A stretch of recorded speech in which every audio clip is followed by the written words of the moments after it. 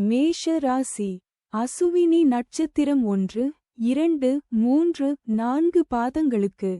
இன்று பரமமைத்ர தாரை அனைத்து சுப செயல்களுக்கு உகந்த நாள். அதி நட்பு பெரியோர்கள் மற்றும் மகான்கள் ஆசியுடன் உதவி கிடைக்கும்.